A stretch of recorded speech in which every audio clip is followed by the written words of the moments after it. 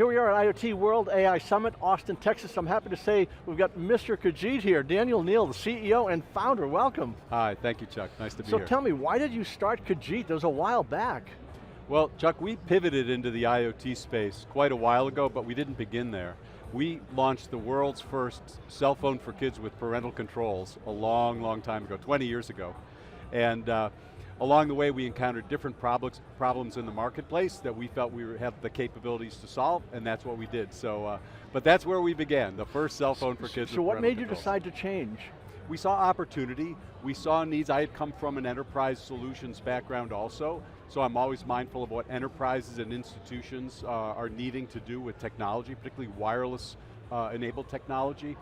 There was one particular thing that really moved us. We care a great deal at Kajeet about our mission to close the digital divide. And along the path that we took, one of the things we saw was a lack of internet connectivity for school kids, particularly in the US. That was our focus in the early days. And so we were really the first company to draw attention to something that used to be called the homework app. Now might, during and even after COVID, is now referred to more as the education gap. As more and more pieces of educational curricula and so on were put on the internet, there were 13 to 15 to 18 million US school kids who didn't have the internet. So we saw that as a problem, developed solutions that involved our platform, our cloud-based platform, devices, and multiple networks, typically macro-cellular networks, and then all the wrappings of a solution that made that easy for institutions to use. And then our partners would come to us and say, hey, we need that for a company, we need that for an enterprise. We have drivers, we have vehicles, we have other things that need connecting in a very thoughtful, secure, and highly managed way, and we want to do that across multiple wireless networks in a way that's easy. And that's what we had created, and so we were there to respond to that need in the market. So how did you approach education? It's very bureaucratic, it's almost like the federal government. I mean, how did you crack that nut? Well, we went in initially in the K-12 segment, where there were approximately 13,000 school districts in the United States. So we went into school district level.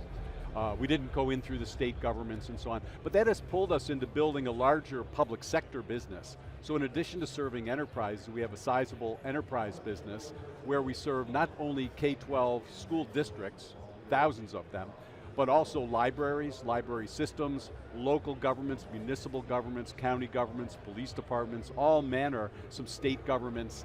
And so we got really good at the public sector, and that became a growth area for us. And along the way, we got pulled into the enterprise spaces and shifted our solution, turned our ball cap 15 degrees, and we've invested over $200 million in the Kajeet platform and our solutions, and we're able to now bring that into the enterprise market. So what's happening now with all this explosion of connected devices? Yes. For an enterprise, it looks a little complicated. Yes. How do you glue all that together, or keep it glued together? It takes a lot of time and experience, no doubt. You're putting your finger on perhaps one of the central problems in what we'll loosely call the IoT industry, is how do you take the complex and make it simple? When we started the company, people have asked me, well, how does where you began relate to where you are now and what you've been doing for years? And one of the reasons is, when we started the company, we were providing a complicated set of technologies to a busy mom of a 10-year-old. So we had to take very complicated things, put it all in one pane of glass for mom to manage as she's busy doing all that she needs to, so her child can be thoughtfully, safely, securely, and appropriately connected wirelessly to the internet, and with a device. And if you think about that, the thing that it just screams is, wow, that takes some doing to take all that complexity and make it easy. So people know Kajeet as trusted, easy, and flexible, and I like to highlight the easy part, because we've already gone through in building our various solutions, whether it's for connected vehicles, connected tablets for mobile workforces.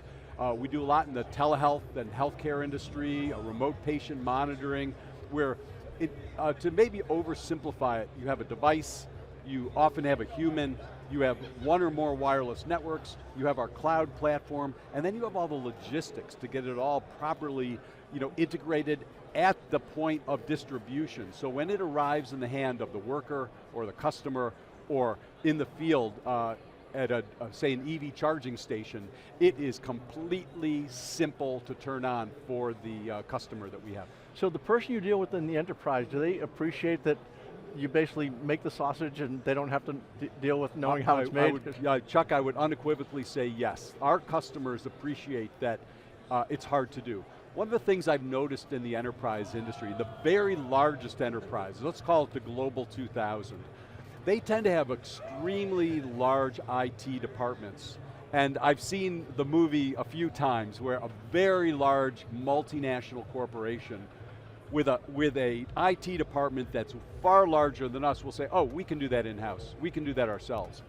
Only to find out 2 or 3 years later that it's a lot harder than it looks. So having 2 decades of experience, beginning with the problem of making the complex simple across these various networks, topologies, different kinds of devices, different use cases, has really served us well in making it easy for those customers. So is it typically these large enterprises, I know exactly what you mean, where we can do that in-house, so we own it? Yes, yes. But it is more complex. I mean, this marketplace, the technology today is complicated. Yes, and do they finally then come around and say, okay, tail between their legs, please do it for us? Well, we take no, we don't, there's no schadenfreude here, right?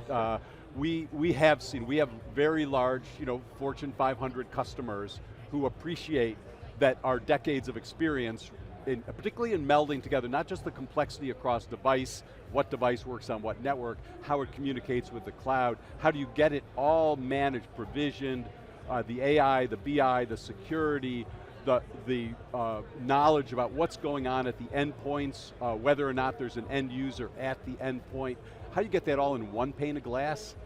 They appreciate now how clear and easy that is. And on top of that, Chuck, the other thing is we take responsibility.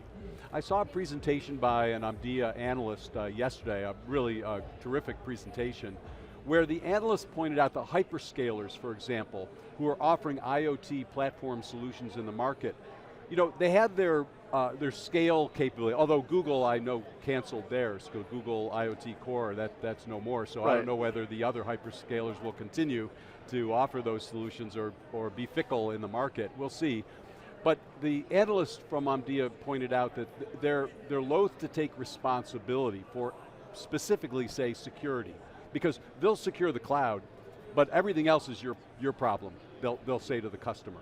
That's not what Kajeet does. As a complete, easy to work with solution provider, the network, the cloud platform that we've invested over $200 million in, the devices, all the capabilities that make those work when they arrive at the place they need to be, we take full responsibility. We are that single point of responsibility. We don't say, oh no, we'll take just this and you have to worry about the whole solution. We're a whole solution company.